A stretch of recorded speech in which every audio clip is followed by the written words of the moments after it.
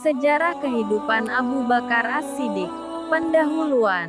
Alhamdulillah, dengan limpah dan karunia-Nya, selawat dan junjungan ke atas Baginda Muhammad SAW dan sahabat serta ahli keluarganya, kerana dengan jerih payah mereka, kita masih dapat merasai keindahan Islam.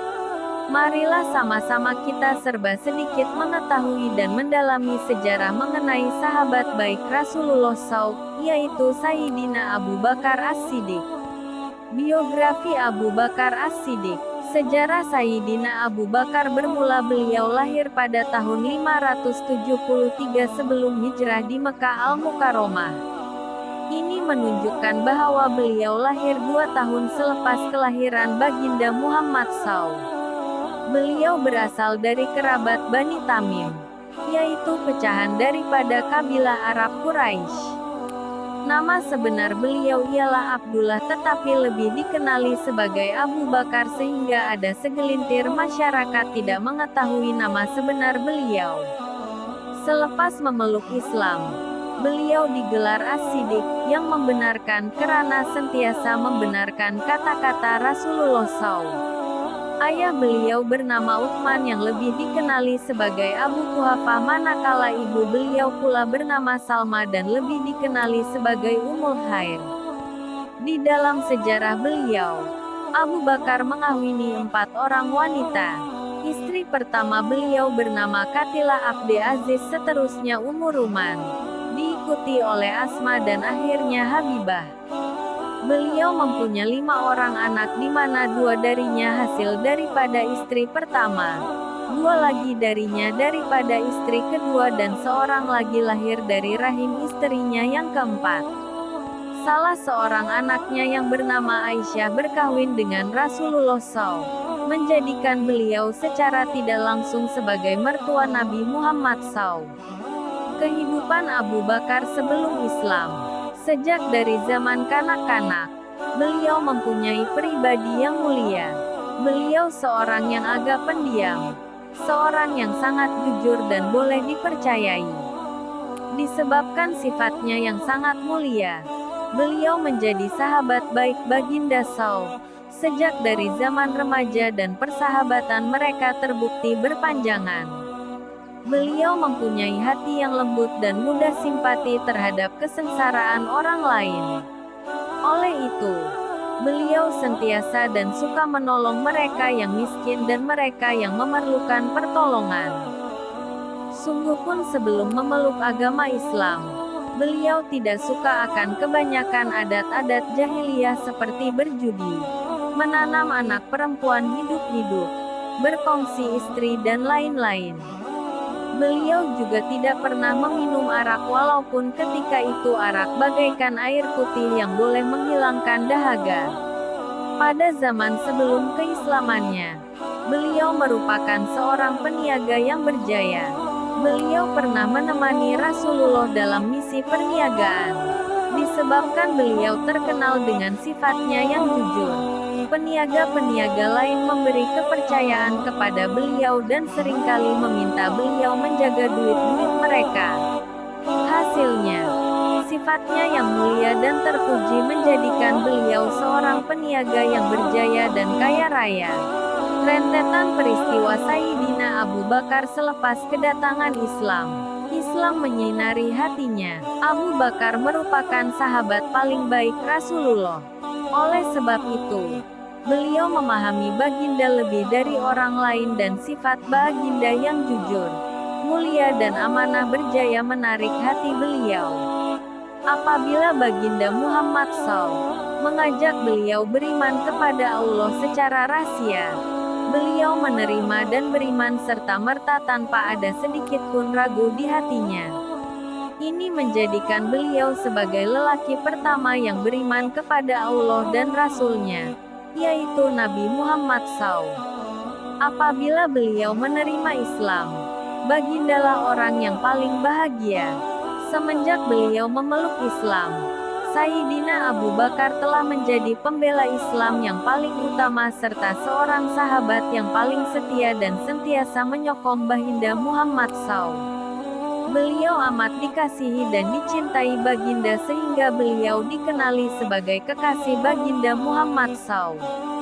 Dakwah beliau secara rahasia dan terbuka. Sebaik sahaja beliau menerima cahaya Islam, beliau segera bergerak berdakwah secara rahasia. Orang pertama yang dikunjunginya ialah Utsman, Talha, Zubair, dan Said R.A. Keesokannya, beliau berdakwah kepada Utsman bin Maz'un, Abu Ubaidah, Abdul Rahman bin Auf dan sebahagian lain kaum Quraisy. Mereka kesemuanya menerima Islam dengan rela hati setelah diajak oleh beliau. Antara sebab utama dakwah beliau berjaya adalah karena pribadi beliau yang terkenal dengan sifat jujur, amanah, mulia, berakhlak mulia dan adil. Sungguh pun begitu. Beliau tidak terkecuali daripada mendapat gangguan dari orang kafir Quraisy. Di Ka'bah, beliau menyampaikan khutbahnya yang pertama mengumumkan tentang kedatangan Islam. Sayyidina Hamzah menerima Islam pada hari tersebut. Kemuliaan beliau tidak mengecualikan beliau dari dipukul dan dicaci. Beliau dipukul sehingga hidung dan telinganya mendapat kecederaan yang teruk dan seluruh muka beliau dipenuhi darah. Beliau disepak, dibaling dengan kasut, dan dipijak dengan kasarnya sehingga beliau pingsan dan hampir mati. Ini membuktikan kekuatan iman beliau dan kecintaannya terhadap Rasulullah. Sayyidina Abu Bakar digelar As-Siddiq. Abu Bakar digelar As-Siddiq karena kepercayaan dan sokongan beliau yang tidak berbelah bagi kepada Rasulullah SAW. Beliau tidak pernah sekalipun meragui kata-kata maupun perbuatan Baginda SAW. Beliau membenarkan Baginda ketika orang kafir Quraisy menuduh Baginda gila selepas peristiwa Isra, Miraj, dan dia juga tidak pernah tergugat dengan semua keputusan Rasulullah. Semasa perjanjian Hudaibiyah, saat mereka yang lain merasakan seolah-olah tertindas dan berat sebelah dengan isi kandungan perjanjian, beliau yakin dan mempercayai keputusan Baginda Muhammad SAW. As-Siddiq bermaksud membenarkan dan tidak meragui apa-apapun kata-kata yang keluar dari mulut Rasulullah. Beliau mendapat gelaran ini daripada Rasulullah selepas peristiwa Isra, Miraj yaitu perjalanan Nabi Muhammad SAW, pada waktu malam dari Mekah ke Yerusalem. Apabila mendapat berita mengenai Isra, Miraj, beliau berkata, "Apakah Muhammad yang berkata begitu? Jika dia berkata begitu, maka aku mempercayainya." Petik 2. Begitulah teguhnya kepercayaannya terhadap Rasulullah.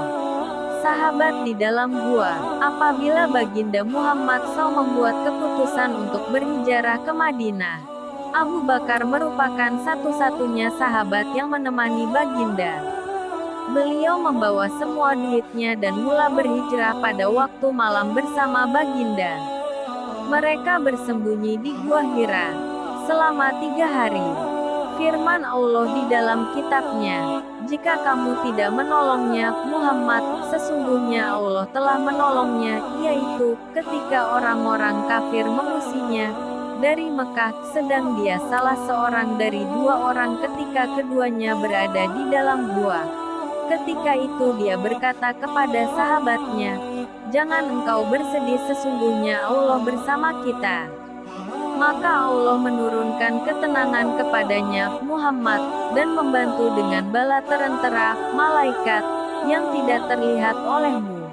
Dan dia menjadikan seruan orang-orang kafir itu rendah. Dan firman Allah itulah yang tinggi. Allah Maha Perkasa, Maha Bijaksana. At-Taubah 40. Oleh itu, antara sahabat-sahabat Baginda yang lain, Abu Bakar mendapat kemuliaan untuk menemani Baginda di saat nyawa Baginda diancam oleh kaum Quraisy. Di sini, beliau terbukti amanah dalam setiap keadaan. Peperangan yang DISRTAINYA bersama Rasulullah SAW. Beliau menyertai hampir ke semua perang bersama Rasulullah. dalam peperangan pertama dalam Islam yaitu Perang Badar. Beliau berjuang bersama baginda seperti bayang-bayang. Anak lelakinya yang belum memeluk Islam pada masa itu turut berperang berpihak kepada tentara musuh, yaitu kafir Quraisy. Suatu hari, selepas anak lelakinya memeluk Islam, dia berkata kepada ayahnya, "Wahai ayahku, aku menemui kamu 2 kali ketika peperangan Badar tetapi aku tidak mampu mengangkat tanganku memerangimu karena cintaku kepadamu." Abu Bakar kemudiannya menjawab, "Jika aku berpeluang, nescaya aku akan membunuhmu." Di dalam perang itu juga, Abu Bakar jugalah yang mencadangkan kepada Rasulullah untuk membebaskan tahanan perang selepas mengambil uang tebusan.